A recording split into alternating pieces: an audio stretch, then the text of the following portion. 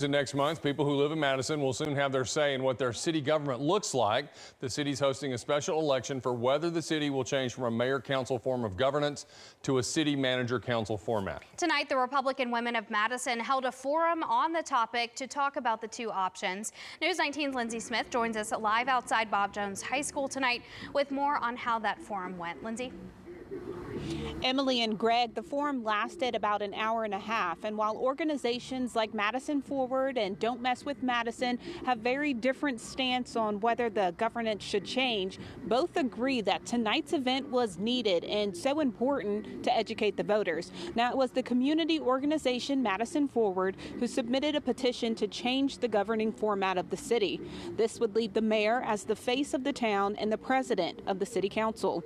A city manager would then be put in charge to handle its daily operations, carrying out the vision of the mayor and the city council.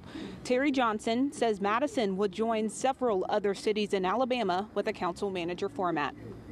I think having a professional, credentialed person to run the day-to-day operations of the city, we're talking about a person with a degree in urban administration who has experience working in a city. I think that provides the best services in a non-political way to our residents. Meanwhile, Don't Mess with Madison is in support of maintaining the current mayor-council form of government.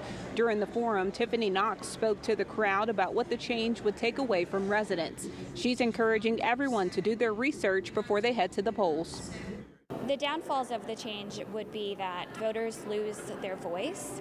They no longer get to choose the person who's running the city. The change also will disrupt the checks and balances process in our government. The mayor will lose his power to veto, which is a major check on the council's power. That will go away. And there will be no function for the council to check the city manager's power either. Voters will either vote to change the form of governance or keep it as it is next month on May 9th. Be sure to stay with News 19. We're going to be following this election very closely. Live in Madison, Lindsay Smith, News 19.